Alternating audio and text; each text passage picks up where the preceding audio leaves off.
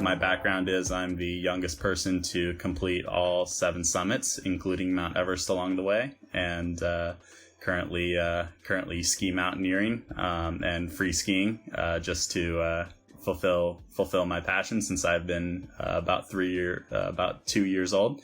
And that's kind of my lifestyle, is mountain and ocean living. Kilimanjaro was the first mountain that we had summited, and when we reached the summit, just shortly after I turned 10 years old, that was when I said, one down, 6 to go. Let's go ahead and finish off all the 7 summits. And 10-year-old me had no idea what 15-year-old me would be saying, but 15-year-old me definitely looked back at 10-year-old me and thought, what was I thinking at the time? Because and especially for my parents, I couldn't believe that they took me seriously when I approached them with this goal.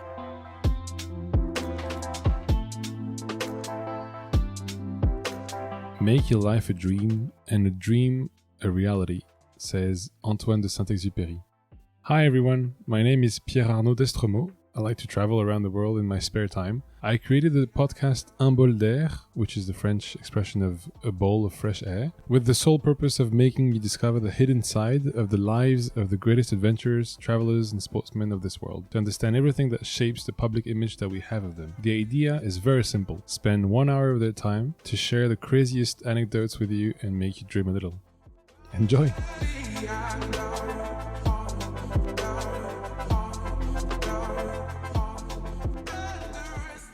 Hello everyone, today I'm welcoming Jordan Romero on the Un bol d'air. Welcome Jordan on the podcast. Thank you so much for having me. I'm honored that you reached out to me to do this, but I'm excited to share some stories. Yeah, me too. For the ones who don't know you, can you introduce yourself, please? Absolutely. My name is Jordan Romero. I'm 23 years old. I live in Salt Lake City, Utah. Currently, during quarantine, I've been out in Hawaii for the past 5 weeks, recovering from a back injury from skiing, and now I'm currently in California at my mother's place, visiting family.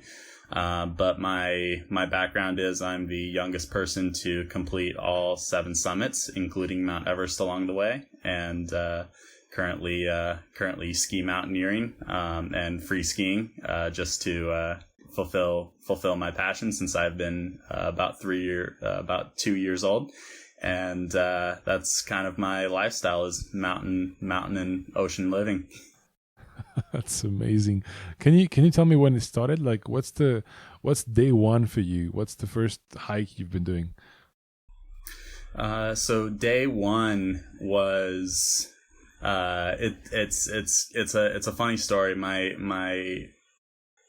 My journey started when I was about 9 years old, and I was on my way to my first day of school, and I noticed my school had done a complete redesign of the artwork around the buildings, and one of the murals that the school had painted and the art department was a mural of the 7 summits.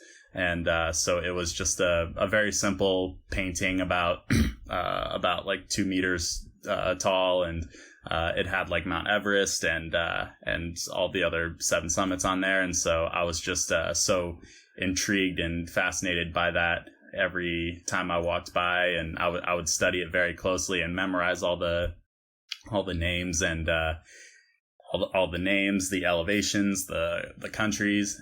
And on my way home from school one day, after my father picked me up, I asked him what the 7 summits were, and he kind of looked at me a little puzzled.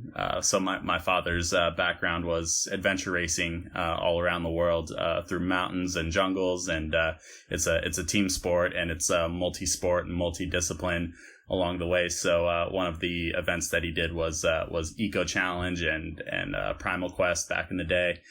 So he's endured a lot, and so the fact that I picked up a fascination with mountaineering was one of those disciplines that you do in adventure racing. So he was very excited to hear that I had a fascination with it, and then yeah, with day one, it all kind of blended together within the first couple of weeks, but when I had gotten home, he wanted to bring me on a hike, and I remember just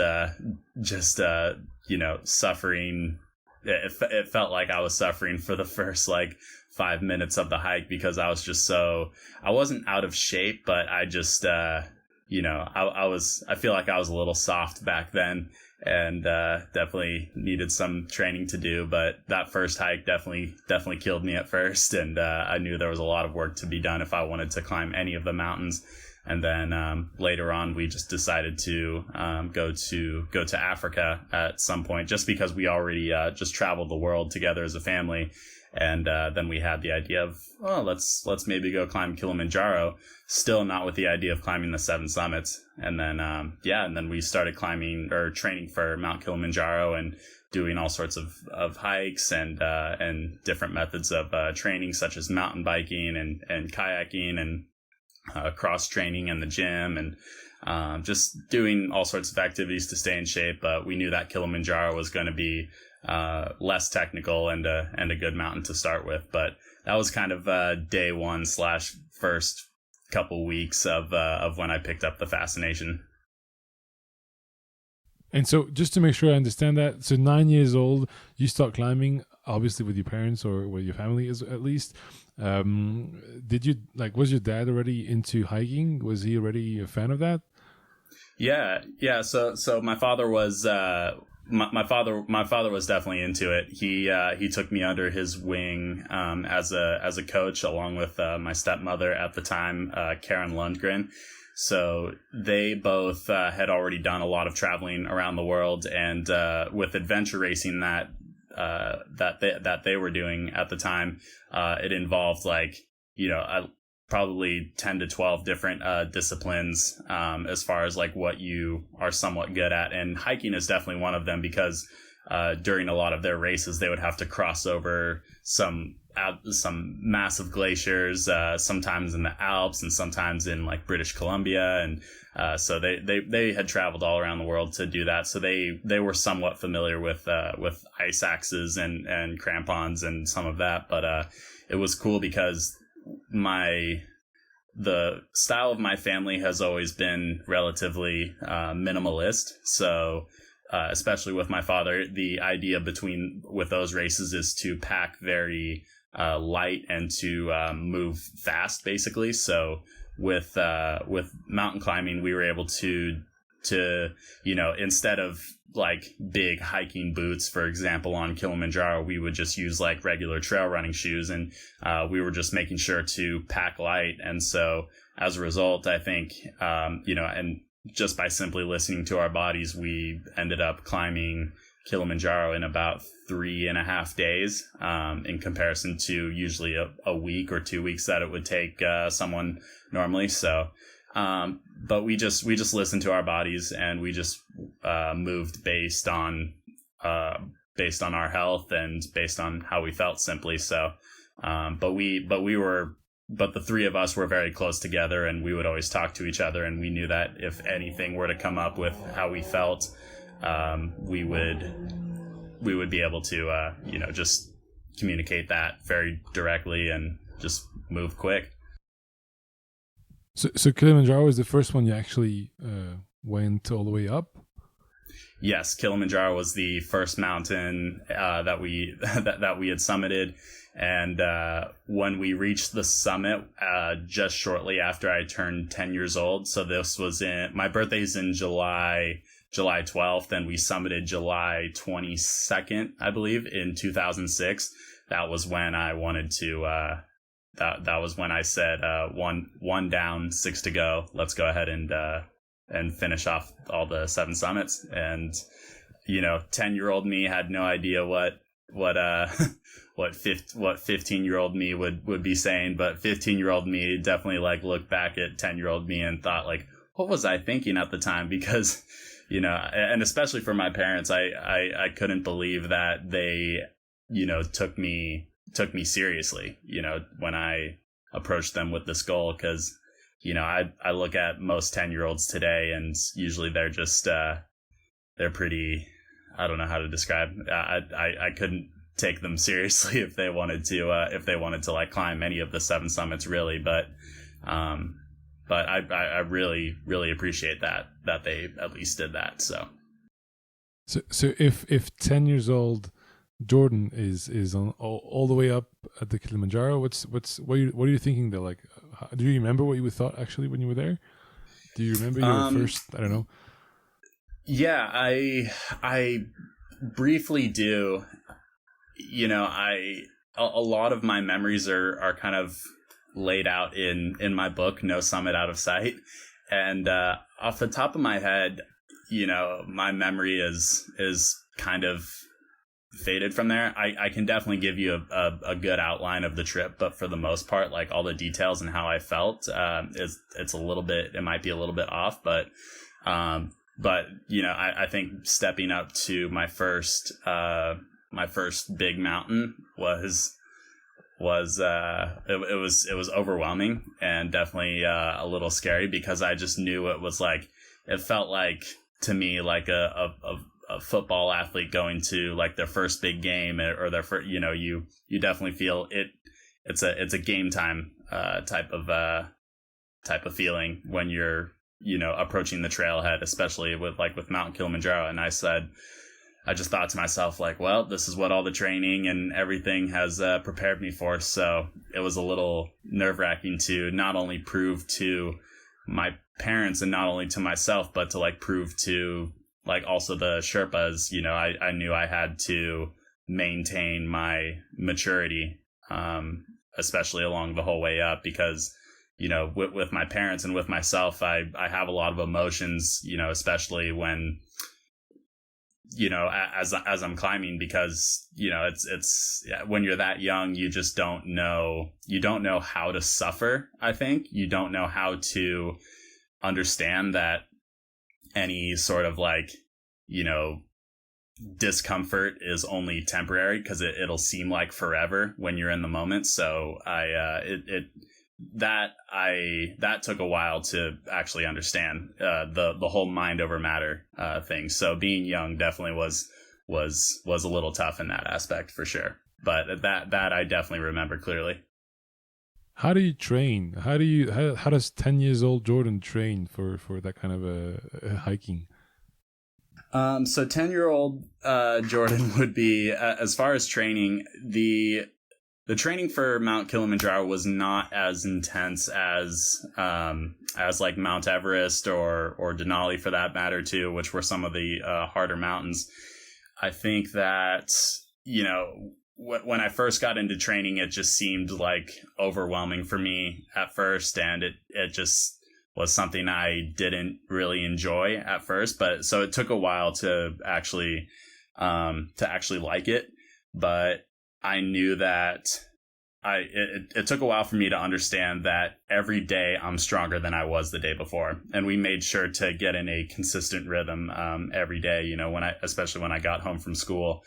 And so in order to train, I would do where my house was, it's about a 100-meter walk up the road, and then you have just endless trails for mountain biking and hiking and trail running. So those were the top 3 more accessible ways of training that I would do. As far as shoulder strength, we would do a lot of kayaking. And so my parents, my father and Karen, they had a lot of gear from adventure racing already. So we were able to use those kayaks. We were able to use those stand-up paddle boards. We were able to do some of those water sports, and I had a mountain bike to use, and so did they. And we also had bicycles for road racing, kind of as you see in Le Tour de France. So we would do that. We made sure to always mix it up, because training after a while can get very get very stale, especially if you like only go to the gym. So to train outside and to train at high altitude was very beneficial too, because Big Bear is at about 2,500 meters in elevation. So it was very beneficial for high altitude training as well. But for mountains like Everest and for mountains like Mount Aconcagua in South America, I would be using like a hypoxic tent a few weeks before in order to grow more red blood cells and to learn how to adapt and sleep at higher altitudes. Okay, and so if at 10 years old you're already above 6,000 meters, I don't even know. Like, do you actually say meters, or do you measure them in feet? How do you function in the US? We measure them in feet, but in meters, it's a little tougher to translate. I just know, like, based on I know like 8,000 meters off the top of my head, and I know like the elevation of Big Bear, but it's everything in between. I have a tough time like matching in my head, but yeah, but okay. I do my best. I'll do my best as well. I try to balance both. I want to be fluent in the metric system as well, because I know that for some reason the US doesn't do that, and so I try to make it so other people can understand. Makes sense. So when do you decide to continue the list of the 7? Like, was Kilimanjaro the first of the list, or when did you actually decide when you were up there to do the 6 next? I decided when I was up there at the summit to continue climbing all the 7 summits. And so every time you do it with your parents, like did you climb the 7 with your parents, or? Yes, it was my father and my stepmother at the time, Karen. So it was the 3 of us that climbed all 7 summits together as a family and as a team. That's a big team. So when do you start training for the next one? Like, is it on your way back from Kilimanjaro, or did you wait a year before you started doing? No, we started training like right as I got back. So that was in July 2006, and then we didn't go to Australia until like April 2007. So that was when we. So that was the next mountain, and so even just in between Kilimanjaro and Kosciuszko, Kosciuszko was not that big of a climb. I think it was roughly about like 2,500 meters as well. So it's roughly the same elevation as Big Bear, where I grew up. So, but at the same time, it wasn't necessarily like training for the mountains. It was just getting my body conditioned to be able to handle just climbing in general. So we just incorporated training into like my lifestyle. And so I did it for not only climbing the mountains, but to get my body in top health and top strength and everything else. So, it wasn't, so there were certain ways of exercising that we would use to prepare for each mountain. Like for Denali, for example, for the first half of the climb, we would be towing sleds, which had a lot of our gear because a lot of it was self-supported. And so in order to train for that, I would come home from school and put on like a heavy backpack, and we lived on a dirt road. So I would drag a car tire or a truck tire up and down the road with a rope and a harness to get my hips strengthened in order to do that. So there were different ways, but for the most part, our training regimen was relatively the same. It was always outside, and it was always like a way to mix it up because we didn't want to get bored after a while. And how do you deal with school at the time? Like, where do you get the time to do that while you're actually still going to school? So with school, it was interesting, and it was able to work out actually very well because I had like a modified year-round schedule with my school. So I would, for example, have like 2 weeks off in the fall, 3 weeks off in the winter, 2 weeks in spring, and then 6 weeks during the summer. So up until Mount Everest, which was number 6 of the 7, we were able to fit each of these expeditions in each within all the breaks basically around the year. So mostly during summer and winter break. And then Everest, I actually had to go on independent study, like homeschool, because that mountain you can only go between April and May during that year. So that took up a big chunk of my semester for my spring semester at school. So I was able to bring up like some textbooks for that mountain, and I was literally doing homework at base camp and advanced base camp. So I just had like a big list of assignments and material to read in order to pass 8th grade. That's awesome. So just to make sure I understand that, you did an average about two summits per year, more or less? I would average. You started 10 years old, right? Yeah, so I started at 10 years old and finished when I was 15. I was actually I couldn't tell you how many I averaged a year. I'd probably say like 1.5 or 2. So Kilimanjaro was like in 2006, and then we did Mount Kosciuszko, Mount Elbrus in Russia, and Mount Aconcagua in Argentina, all 3 in the year of 2007. And then in 2008, we did Mount Denali in Alaska in June. So that was that was only one mountain during that year. And then in 2007. Then 2008, we did Denali. And then in 2009, just after I turned 13, was when we did Mount Carstensz Pyramid.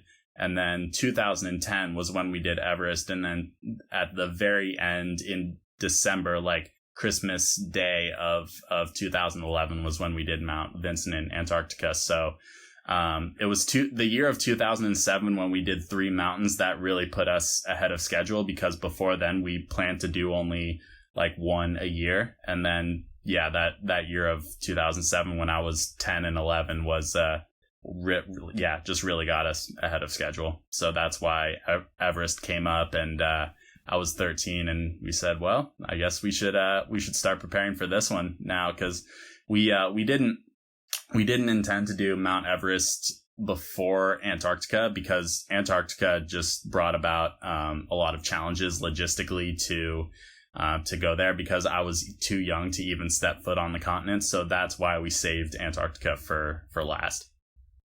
Oh, because there's a limit age to go there?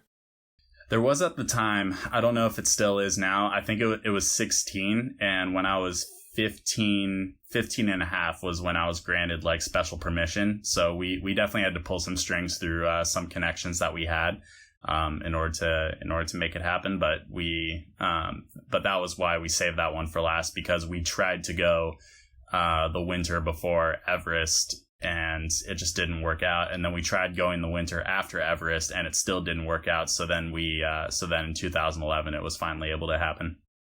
And so there's a limit age to go to Antarctica, but there's no limit age to go up to Everest. Well, there was actually. So there is now on Everest. It was there was an age limit for, I want to say it was 16 at the time for the Nepalese side, because Everest is on the border of China and Nepal.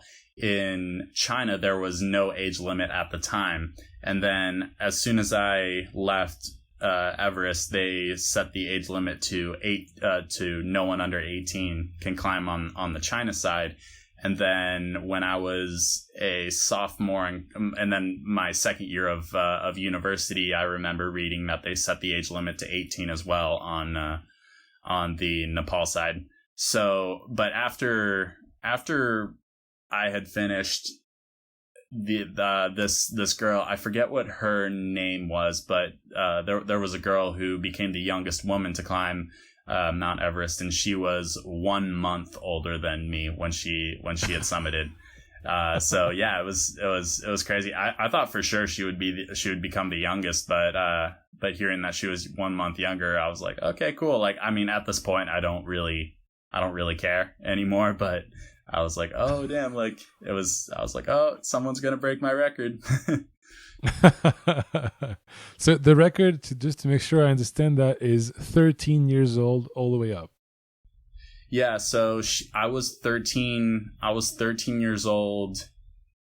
13 years and 10 months old, and she was 13 years and 11 months old, if I remember correctly. So, yeah. Wow. I was 2 months from turning 14 years old. And so, if I'm not mistaken, that record is not to be broken until the legislation changes.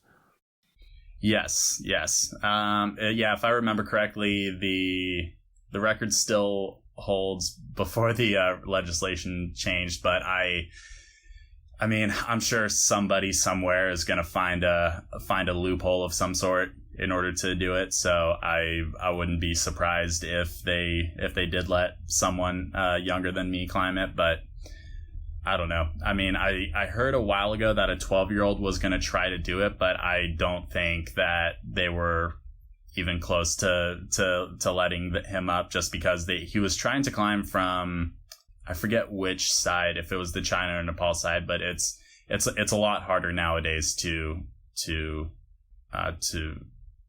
at a younger age than 18. But it's still possible, I'm sure. Like, I'm sure there will be some way that some kid who is younger will be able to sneak up or something. I mean, I wouldn't be surprised. But like, maybe the Sherpa's kids, no? Yeah, if anything, it would probably be a Sherpa. Do you think all the Sherpa that are helping you get all the gear up have made it to the top? Yeah. So when I was within our team, we had 6 people in total that were aiming for the summit, and there were just a few people who stayed at base camp and helped manage that and all the cooking. But past advanced base camp, it was only 6 of us that had gone up. So we had 3 Sherpa guides who we formed a very tight bond with. They were the most humble and some of the strongest people that we had come across so far, and they were just incredibly nice. We decided to, instead of going with a Western company, we decided to go with a Sherpa owned and operated guiding operation. They were a little less expensive, but we knew that we knew that our money would be able to support them and their families directly. So that's why we decided to go with them, and their experience was a lot more than most other Western climbers or any European or North American climbers. So they were awesome to get to know. It was amazing for me at 13, especially. I mean, I had traveled the world a lot, but it was really cool to really get to know them and understand their culture more, and how climbing Everest has become such an economic resource for them and their families. So that was cool to get to know. But since then, I've learned a lot more about how Everest has become that for just the Sherpa community and in general. It's been kind of a double-edged sword, because for once, they, especially on the Nepal side, the trek from the airport that you fly into to get to the base camp of Mount Everest is all the communities along that route have grown so much because of Everest tourism, which has been great, because a lot of those communities actually have like a secondary school education, and it's done a lot for them positively. However, a lot of those families do feel they worry a lot, because every year they just know that like their husband or their son who's helping carry the gear or guide people up may not come back because of an incident from Everest. So, like I said, it's a double-edged sword, and there's, it's not perfect by any means. And there's a documentary that will explain very well. It's called Sherpa. If you look up the trailer for it, or decide to rent the movie, it's really, really good. It does a really good job of explaining, how Everest has economically benefited the Sherpa communities. But then it also shows like the most recent incidents that happened when 14 Sherpas died in an avalanche I think it was the year of 2014 when that happened, and there was just a big like conflict in base camp because in their culture they have to do a proper burial in order to reincarnate. So there was a lot of conflict happening at base camp following that incident.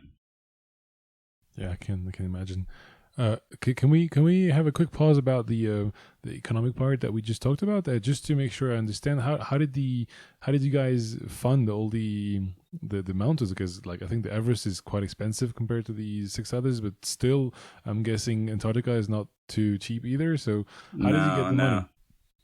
Yeah, so most of the climbs up until Everest were for the most part, as far as finances go, most of the climbs were funded through simply like selling T-shirts and donations and some of our own funds, because up until Everest the climbs were relatively within reach financially for us. So luckily we had a lot of sponsors that were able to toss us some free gear and some grants from time to time. And then Everest was a whole nother beast as far as finances go, and that's when we, other than like simply selling T-shirts and like partnering with local restaurants to do fundraisers, we had to apply for grants with sponsors and reach out to them for proposals, and we pulled some strings from like friends of friends who were able to help donate and loan money for the climbs. So all in all, like before Everest, we only had like a one-way ticket to Nepal, and so it was a very it was kind of worrisome for us from what I remember. Like even we had our last bit of like actual cash that we had on hand was to give to the yak herdsmen to be able to carry most of our gear up to advanced base camp, which was kind of worrisome. And then after that, it was just it was mostly credit cards that we had used in order to get back, which was definitely put the family in a bit of a hole. But as far as how to, and it was pretty much the same thing with Antarctica.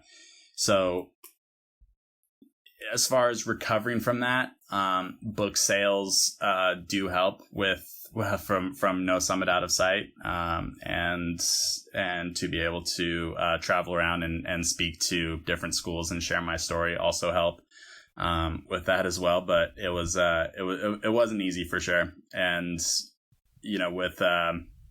for us, I mean, we're a middle class or working class family, so it was definitely not as simple as writing a check. But thankfully to the community of Big Bear Lake in Southern California and the sponsors that we had and some friends that were able to help make it happen, it's an immense amount of gratitude that I always extend to for helping make that dream come true. And yeah, it was that itself is a whole nother story. When I was 13 years old, I feel like I was definitely too young to kind of like fully understand, I think, everything that was going on from that end. So that's definitely a question for my father and Karen as well. But it was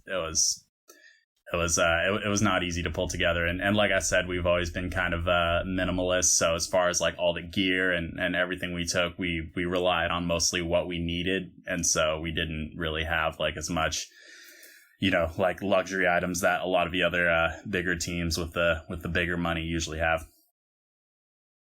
Okay.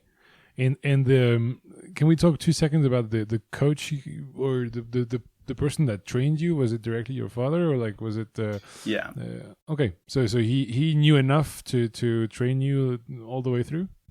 Yeah, it was Karen and my father that had coached me, and they as far as like nutrition, physical training, everything that was totally up to them. So I would come home from school and they say, "All right, Jordan, we're gonna go do this," and I'd be like, "Okay, sounds good." So that's how it started. They're both pretty fit now, no? They're like are there maybe physical trainers or in their daily job, or how? Yeah, so as of right now, my father owns and operates a gym out in Hawaii. In Maui, and Karen herself, she is a ski race coach. So she is in Mount Hood, Oregon, doing that. So they've always been very, very fit people. They both are really into they're both really into CrossFit. So that is kind of what my training consisted of, especially right before Everest, in order to really build strength and muscle, was doing CrossFit, cross training, and kind of just, a lot of like mobility based exercises too. So they've always been, very knowledgeable about health and wellness and nutrition. Okay. Can you describe if you're 13 and a half, so like it's a few months before you actually go to Mount Everest, what's a typical week like? What does Thursday look like? Thursday? Well, considering that I'm doing homeschool most likely, especially during those weeks and months leading up to Everest, it was very to remember a daily routine. That's kind of funny. That's the funny thing too, is like there was not really a routine as much because we mixed it up like all day, every day. But as far as my diet goes, my diet was very calorie dense because I knew I would have to like pack on some calories, especially before Everest, because people tend to lose a lot of weight, especially on those trips. So it would start out with a big breakfast, and too, me being 13 years old, I'm beginning that stages of becoming a bottomless pit with as far as eating goes. Between like 13 and 18, I was just constantly hungry no matter what. It was insane. And so it would start out with a huge breakfast, and then shortly after that go train for at least a couple of hours. Usually we would do gym training at night, gym training would be mostly like mid-morning, and then lunch in the middle, and then some sort of training, usually whether it was like skiing, snowshoeing, or whatever it might be. As far as like outdoor training, that would mostly be in like the afternoon.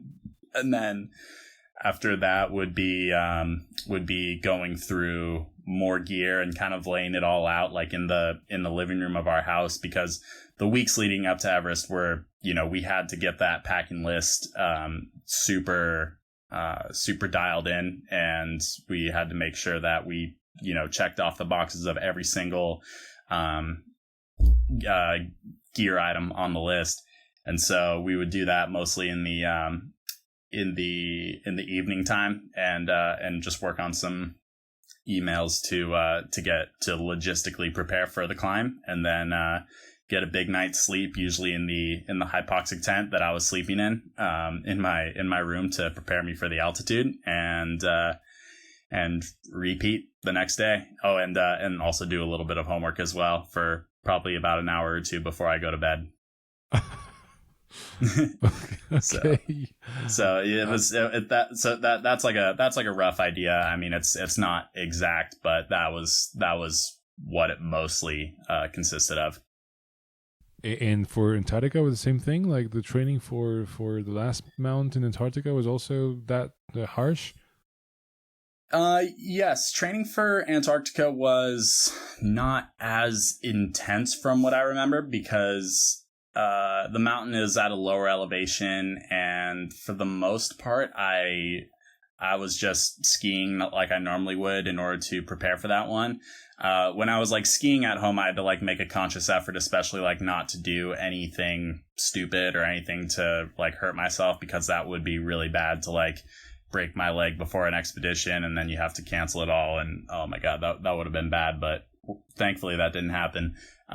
So before Antarctica, yeah, it consisted of a lot of basic training. I don't think it was as intense as Everest, but I feel like at that point, my physical fitness was mostly like maintenance based. So I just had to do like a little bit pretty much every day, before a mountain like that. But Mount Vinson in Antarctica was a good mountain to end everything with, because it was so,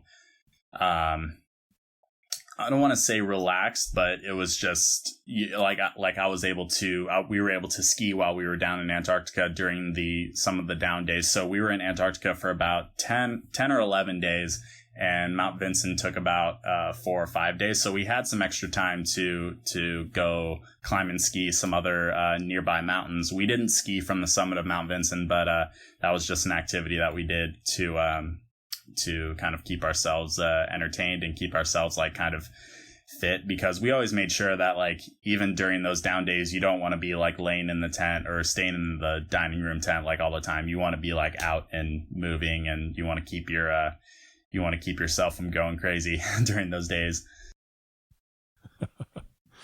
So you obviously didn't break anything or didn't harm yourself before you actually went up of any of these 7 mountains, but did you have any accidents or any injuries during these climbs? So as far as climbing all the mountains go, I was lucky to walk away injury free from all of them. However, there was one incident on Mount Everest in which we had come across an avalanche in about like midway up between advanced base camp and camp 1. So this happened at roughly about 21,000 feet, which is 7,000, yeah, more or less. Yeah. 21,000 feet in meters. So yeah, so this avalanche happened at roughly 6,400 meters in elevation, and it was absolutely terrifying thing that happened, because we were traversing across a glacier, and when we come across these like ice shelves, like these seracs, my father had kind of an instinct within him that just told the rest of the team, like, we got to get moving a little bit faster in order to get out of this zone and get to a safe spot as quickly as possible. And we said, okay. And it was a hot day that day. I don't know what the temperatures got up to, but I was like down to my base layers. We were hearing like some cracks and some booms in the ice. So we knew we had to kind of get in and out of that zone as quickly as possible. And not 2 minutes after he had said that, this avalanche had this ice shelf that we were looking at completely collapsed and turned into a small avalanche that definitely not even a small avalanche. It was huge and absolutely terrifying. I didn't know what to think, because we were kind of on the edge of the slide path itself. So it brought myself, my dad, and one of our other Sherpas, Karma Sherpa, what was his name, down with us. Everyone else was further up ahead, and Karen was actually recording this on her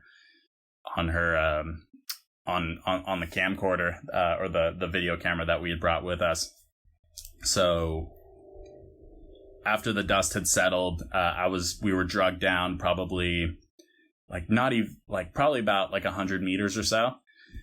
Or no, probably a little less than that. But when the dust had settled, I was buried up to my waist, and my father was right behind me, and the crampons at the base of at the bottom of my boots had punctured both of his thighs, or punctured both of his legs, and one in his forehead, which I felt incredibly bad about doing. So he was behind me when that had happened, and we were just so focused on getting up to safety at the moment. But later on, I noticed there was like a red mark in his toque, basically, that he was wearing, and that's when I noticed. I apologized to him like a million times. I was like, I'm so sorry that this happened. He said, it's okay. But we had to get medical attention later that day. When we returned back to Advanced Base Camp, there was one of our neighboring teams that we were camping next to had a medical doctor on staff, and normally my dad kind of took that role because he had some experience in EMT and life flight medics, and so he started we had another medic from another team take care of him and stitch him up, which was pretty bad to see as well. I felt incredibly bad during that whole process, and so I was glad he was okay and he was able to pull through, but he was tough as nails to be able to endure that. And his thighs were okay to walk afterwards? Yeah. No legs broken, fortunately, but yeah, he definitely was in some pain for I'd say a week after that, but then the rest of the time he was doing completely fine. We always made sure to check in with him a little bit extra, so he was doing okay as far as I know. He's not good at letting people know about how he's feeling. If he's in pain, he will try, and that's kind of how I am too, or a lot of people are. It's just you'll feel pain, and then people will ask you, "Oh, how are you doing?" And you're like, I'm good. I don't feel anything." So you're, I don't know, sometimes, but it's good. I mean, we were close enough together to where we could actually say, "Man, I'm in pain. Something isn't feeling good." And I don't know. I mean, yeah, it's a balance of trying to work through any pain that you have, but also being transparent with other people and saying guys, I'm in a lot of pain. It's that things are not feeling right, because you don't want to be ignoring big things that could be damaging to your health. Can you remind us what's the process to go up all the way? What's step 1, step 2, step 3, camp 1, camp 2, camp 3? How does it go, and how long does it take? So the process for Mount Everest is you drive from Kathmandu to the Chinese base camp, and then from base camp you go to intermediate base camp, and then advanced base camp, and then past that it's camp 1, and then camp 2, and then there's a camp 3 up there as well, which we didn't really spend the night in, but that's all in all there's about 6 camps along the way. Okay, and so how long does it take between you being in Kathmandu all the way up to the Mount Everest? From the time we got to Kathmandu and then up to Everest, so we spent about 5 or 6 days in Kathmandu, and then driving to base camp alone took about 6 days from what I remember. So it was about a little over 7 weeks from base camp to the summit of Everest, and then it took about 1 week from the summit of Everest to it took about 5 days to get from the summit of Everest back to Kathmandu, and then we spent about 2 or 3 more days in Kathmandu, and then we finally set flight back to back home, basically. That's amazing. So out of the 2 months, you spent 7 weeks going up, 1 week going down. Yes. Yeah. So pretty much. The reason why it takes so long to climb up is because you have to acclimatize to the high altitude. And so that's just something you really want to take your time with, especially, being as you're entering, in the 7,000 meter plus area, that's when you have to start moving a little bit slower. But as far as coming back down, like you could go from the summit of Everest back to sea level right away, and your body's going to like feel really good. Whereas if you were to go from sea level to the summit of Everest, your body would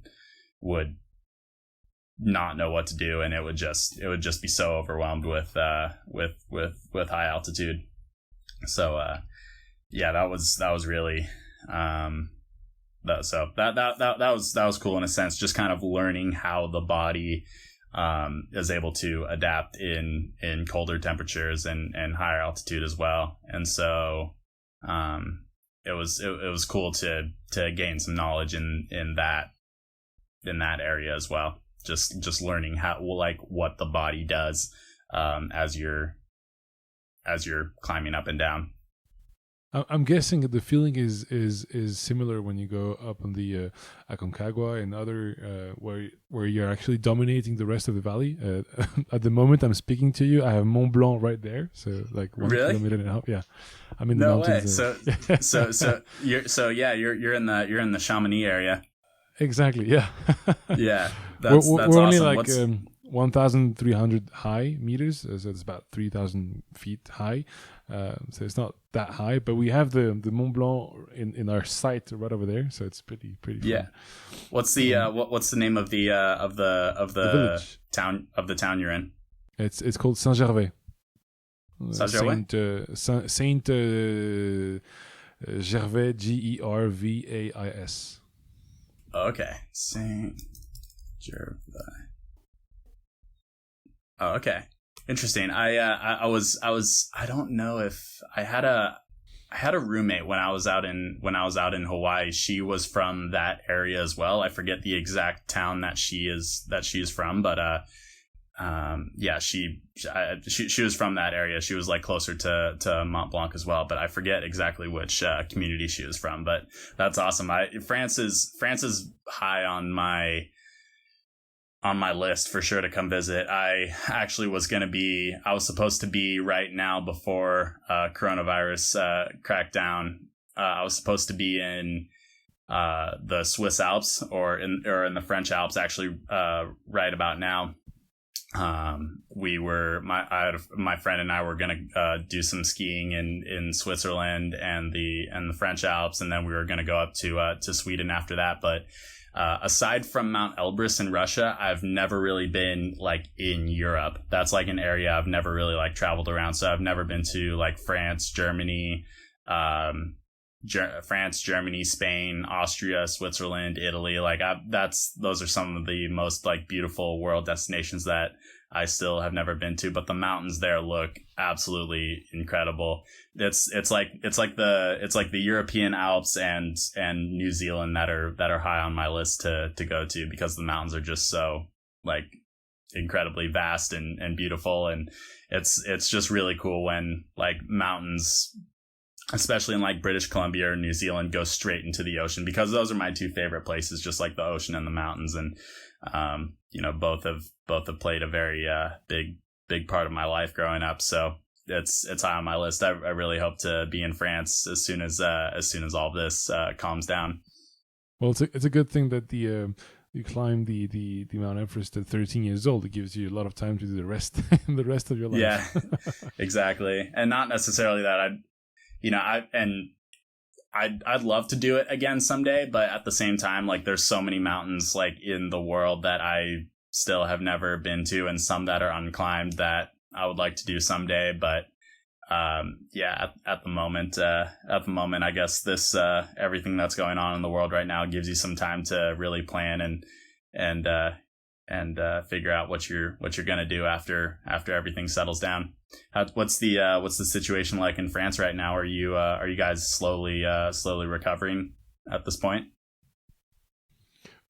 We are, and it's supposed to be deconfining, like they say, the May 11th. So it should be going on from there. Okay. So in a few weeks it should be okay to start over, say real life, and see how it goes. But it's probably going to be progressive. So it's going to be a few areas first, and then the next ones, and then I'll probably won't be able to go back to Paris, where I actually live, all year until maybe end of May, because they won't allow us to go through the different regions in France. So we'll see. Right. I'm confident, but we'll have to be patient. Yeah, exactly. It sounds like it's a lot easier for everyone to stop what they're doing, especially in your area. Like people in the US are very have been not happy, like, at all. They've I don't know. I mean, the US has never really experienced anything like this in recent history, so it's just because of like the whole culture and of individual freedom and all of that stuff that makes people just all like, who's to tell me that that I can't go to work? They just think it's like illegal constitutionally to have people like do this right now. And it's like, okay, it's a pandemic going on right now. Like, obviously you kind of have to, it's a state of emergency we're going into. So like there were protests like about a week ago on Sunday, like all around the country so that people can go back to work. It's like, you guys are gathering in mass groups at this point. You're just making it worse at this point. So, I mean, it's understandable because the US just have no platform to take care of the people, you know, when they lose their jobs or you know, like, there's no paid sick leave here, mandatory, whereas in France and most European countries there is, at least. So that's why it's been a lot harder to, like, you don't get money if you don't work, essentially. And there are unemployment resources, but it's so overwhelmed right now because they've never seen this many people apply for unemployment, like, right off the bat. So even to this day, like, the small businesses and people that applied for unemployment still haven't seen any money. So that's why people are starting to get very restless and frustrated, which is completely understandable. Completely. So before I started talking about Mount Blanc, my question was, I'm guessing the feeling must be the same when you're all the way up from Aconcagua or any other mount in the world, to have like this overview of the horizon and the whole valley or just the rest of the land across. But how does it feel to be on the highest one, like on top of the world in the Everest? What do you feel there? The feeling on the summit of Everest was unbelievable. It was very euphoric for sure, because it almost didn't feel real. Like, it almost felt like a dream. So to stand up there was like, it didn't feel real. And it was just it was just weird, because I never thought in my life that standing on the summit of Mount Everest would ever be possible. And it was just surreal, being up there and looking over the horizon was absolutely incredible. It's crazy because you just have, like, you try to envision the summit of Everest for a long time, especially like just through movies and other films, and to actually be up there, it's like, you know, you just can't believe you're like in that, you're just in that movie scene, or you're in that area that is just so sought after. And the craziest thing is just when you're down at base camp, you know, you're also surrounded by other absolutely massive Himalayan mountains too. So when you're actually up there at the summit and you're overlooking all of them, that's when you're just like, you're also surrounded by giants too, like other Himalayan mountains as well. So it's surreal to kind of be overlooking them. And you also see some of the other 8,000 meter peaks, such as like like Makalu and Lhotse and Choyu and a few others that you can see out in the distance as well. But that was like the coolest thing as well, to see the other 8,000 meter peaks that surround Mount Everest. It must be amazing. Jordan, do you live of that, or like what's your job today? How do you continue hiking and working? So currently I'm in kind of a funny zone right now. So, or a funny time of my life right now. I've been unemployed for about, it's April 24th. So I've been unemployed for just a little over, 3 or 4 months now. I worked a lot over the past year. I was, landscaping, and doing construction and serving tables at a local restaurant in Salt Lake City. So that's what I did I was saving up for a car at first, and then like mid-January, I just knew I had enough money that I could be unemployed and pretty much ski every day, which is exactly what I did. And then I went out to the East Coast of the United States for a park shoot. So basically we were flown out by a brewing, we were flown out, by a beer company, out in Vermont. And, so we were doing like a week long, skiing event, like a video and photo shoot. And then, I took a very big slam and unfortunately fractured 3 vertebrae on my back. So that's pretty much my first injury ever. I'm 23 and I hadn't broken a bone until then.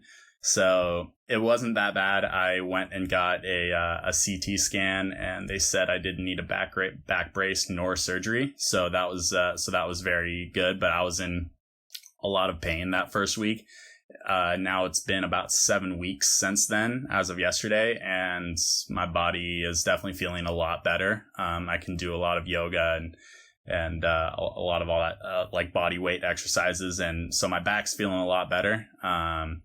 But I was just in Hawaii for the past 5 weeks, because that's where my father lives now. And so I was kind of taking advantage of the warm climate to be able to heal myself. And I'm currently in Southern California visiting my mother and still continuing the healing process. So I'll start to work again, hopefully within the next few weeks.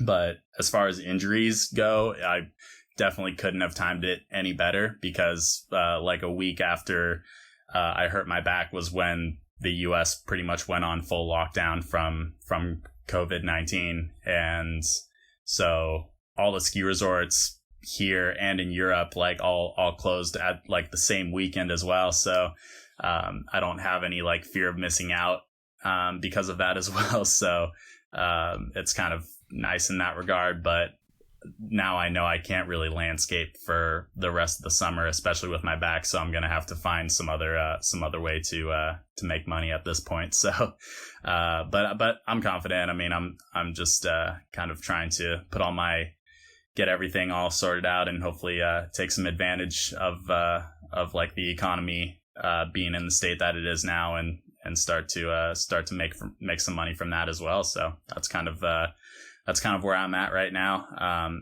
with my body and job wise. So I know it's a new, I know that was a long story, but it was kind of a funny situation as far as like what's been going on in the world and where I'm at right now. So sure. That's kind of the update lately. Jordan, with someone who's been already on the Mount Everest, 13 years old, how do you what's your dream today? Like, what can be bigger dream than that one? I think a bigger dream than climbing Mount Everest is just simply pursuing a happy and healthy life at this point. It's actually next month will be 10 years since we summited Everest, which is crazy to think about.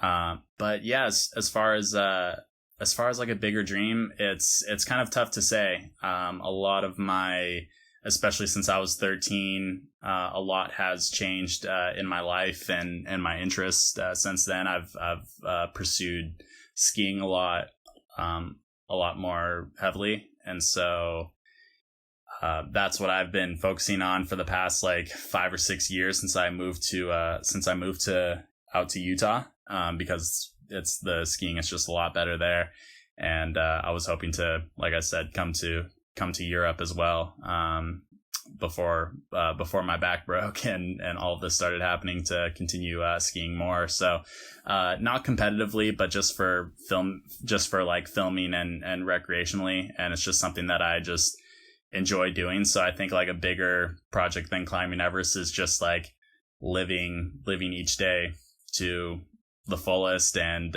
just continuing making big things happen, whether it involves climbing and skiing other mountains, or producing like a film segment or something like that. But it's nice. I mean, I'm just kind of at a fork in the road right now in life, and I don't know, after spending some time out in Hawaii, it's definitely up there on a list as far as a place I'd like to move to. I've always loved the tropics, and getting into water sports is just such a new area to like master, like as far as like surfing or anything. Like I didn't really grow up doing that, so just to like start from scratch and learn how to and become a beginner in something new is definitely a fascinating process. So that's kind of where I'm at as far as like what else can be done to top Everest. And it's tough. I mean, now these days, I mean, I don't really like have any sponsors at this point. So it's just kind of like starting from scratch as far as like getting gear together and making the connections happen. So that's sort of where I'm at. I know it wasn't a very clear explanation, but that's pretty much where I'm at right now. That's perfectly fine. And how do you see the rest of your life, hiking wise? Like do you think you'll take your children once hiking as well? How do you pursue that?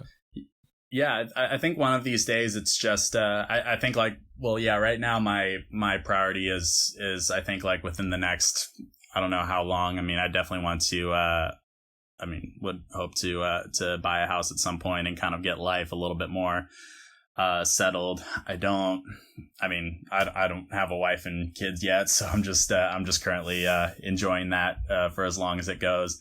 And I mean, if I were to have kids one day, I would most definitely get them into hiking and skiing and get them into what I enjoyed doing growing up. So I could definitely see myself doing that. And if some of them, or if one of them wants to climb Mount Everest, I mean, I would take them as seriously as my parents did with me. So I would do my best to help make that dream come true. So, like, do you think hiking for you has become like a drug? Like, does it look like a drug for you? Is giving the best of you every time something that you're addicted to? I wouldn't say I'm addicted to it. I just find it as a place of like tranquility almost. Like when I'm skiing and hiking, I find myself just in a more like meditative state of mind. It's a place that I can kind of like shut off the rest of the world almost and just kind of focus on my own thoughts and everything that I'm in right now, because it's just important, especially when you're skiing and when you're climbing and you're in those more intense moments, is to be very present in the situation that you're in and to focus on what you're doing at the moment. So it gives you a time to just learn how to be and to live in the moment. You know what I mean? So it's meditative for me, if anything. So it's not really addictive. I just find a lot of, like I said, peace and tranquility when I'm doing it. It just gives me a time to clear my head from everything else going on in life and just to enjoy the moment a little bit more. And I just feel like when I'm in those moments of adrenaline, I also just feel the most alive as well. And that's what I get mostly from skiing, is just the adrenaline rush of just skiing, like whether I'm going as fast as I can or as big as I can, like you're just so in the moment and you just feel like you're just in a state of, it's meditation and adrenaline as well, because you're just thinking of nothing else but what you're doing at the moment. So I just really enjoy that. How do you, like, do you have any people that you admire, like you're somehow idols or people you look up to, maybe not even hikers?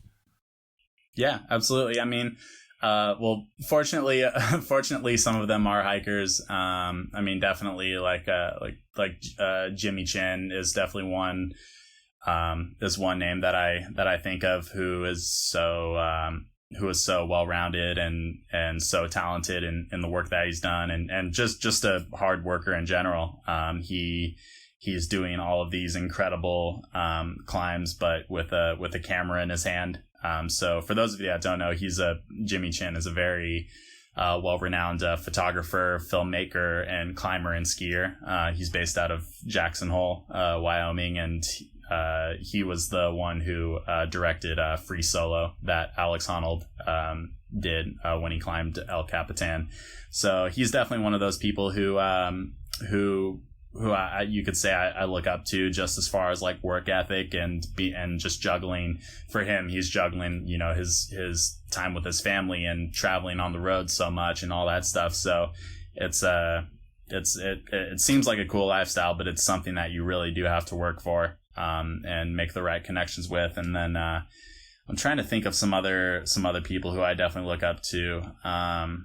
Like as far as skiers go, it's mostly people like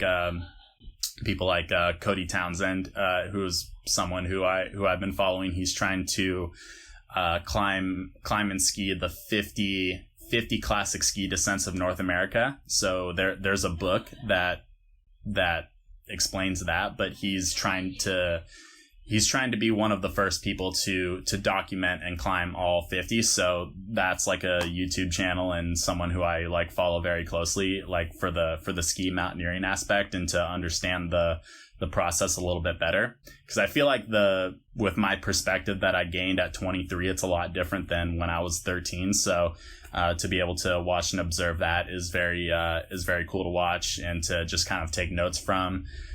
So those are just a couple of people like Cody Townsend, Jimmy Chin. I could probably think of a few others at the moment, but I don't know. It's just anybody who just works hard to achieve their goal and just has like anyone who's just got like a work ethic is someone who just really inspires me. And even last year, like working 2 jobs and 60 plus hours a week in order to save up for what I want. That's just like what I have learned to do. It's something that you don't figure out right off the bat. You just kind of got to learn, like overcome and just understand that it's mind over matter, and you just have to simply just work through whatever your body allows you to do, and in your mind you just got to understand that it's only temporary in order to, and it's for the greater good in order to achieve what you really want to. So I don't know, but I just admire those people who just work hard for what they want. It's actually really inspiring to see what they do and the efforts they put in it. Yeah. Jordan, it's been almost an hour already that we've been talking. It's been nice. I've got 3 questions for you before we actually go. First question is, anyone who's actually into hiking, what would you tell him or her regarding like one of these 7 highest mountains? How do you proceed? So to anyone who is hoping to climb, or who's hoping to get into climbing, or who's hoping to, I guess, achieve like any goal that they feel so passionate about, just kind of understand and train your mind to understand that the hard work and you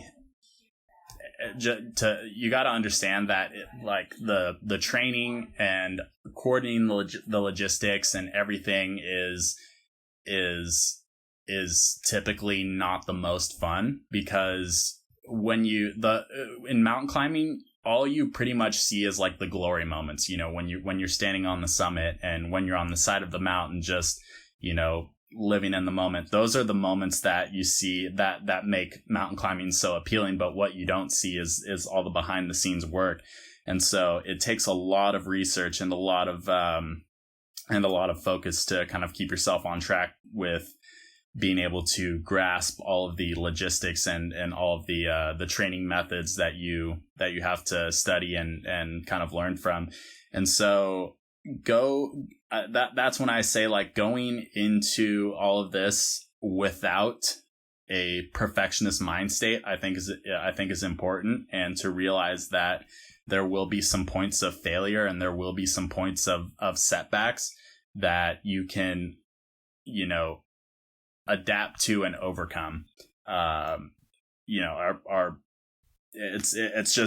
Sorry, I'm doing a bad job explaining it, but what I'm trying to basically say is that just, there's going to be setbacks and failures, but it's just important to learn from those mistakes, and just keep looking forward and keep like focused on the end goal, and also realize that there's only so much you can do within a day. And one of the hardest things I had to overcome was just not being so hard on myself, and just realizing that there's only so much that I can do like every day, and just realize that this is also life that you're living. So make sure to, also live every day like it's your last. And even as you're preparing for all these mountains, just enjoy the process along the way. And, at the end of the day, I think it's just important to go out and make a memory every day to look back on. And in the grand scheme of things, the climb itself is just going to be another memory to look back on. And so just realize that it's a beautiful life that we live, and work hard to achieve those goals, but also enjoy every minute of it along the way. Sounds good. How do we follow you, Jordan? Like, do you have any books, any social networks we can follow? For sure. So my book, No Summit Out of Sight, is available on Amazon, Barnes and Noble. It's available in most bookstores. So that's a way how you can kind of get a full scoop of my story, top to bottom, or from beginning to end. And then my Instagram, Gordybones, GORDYBONES, is my Instagram username. So that's typically what I'm most active on. So you can follow me on there, and that's pretty much it. I also do speaking engagements, and I travel around to schools to promote the book and to share my story as well. So feel free to get in touch with me, either on my Instagram or whatever it is, if anyone is interested. And that's pretty much it as far as my social platforms. And get a hold of the book, and get it as a gift for whoever you admire most. And it's a good book for anyone who's also 13 years old and doesn't really know what they want to do in life. So it's a good it's a good book to, I'd say, just get inspired and to start pursuing your goals and what makes you most happy. Definitely is. Jordan, last question. If you have the occasion tomorrow, with technology or whatever, to meet Jordan, who's 9 years old, what do you tell him? That is a good question. Actually, better than that. The Jordan who's been walking 5 minutes, his first hike, who's been struggling, like you said, what do you tell him just then? I would say I would go back to that saying, don't be so hard on yourself, and just understand you gotta pick up your pants and just keep marching on. That's a good question. It's pretty much the exact same thing that I would say to anybody who's who wants to get into climbing or who is pursuing what makes them happy, I would say to my 9-year-old self, just enjoy it a little bit more. And another thing I would tell my 9-year-old self is keep a journal too. Just if there's one thing that I wish I did do, not only for the process of writing the book, because it would have been a lot easier to get the detail of my day-to-day life, but I would tell my 9-year-old self, just take a photo of yourself every day, or have some point of reference to, like, a memory, and also just start journaling. Just start writing about the process along the way. Just do a little paragraph entry every day, and just give your 23-year-old self a moment to look back and reflect on what you were feeling at the moment. Sounds good. Jordan, I was really happy to meet you today and have an hour of dream to actually go all the way up. Thank you for sharing that, and I hope to see some further climbing in the time to come. Absolutely. Thank you, Pierre. Much appreciated. And it's been a pleasure speaking with you as well. It's my pleasure. All right. Cheers. Thank you. Cheers.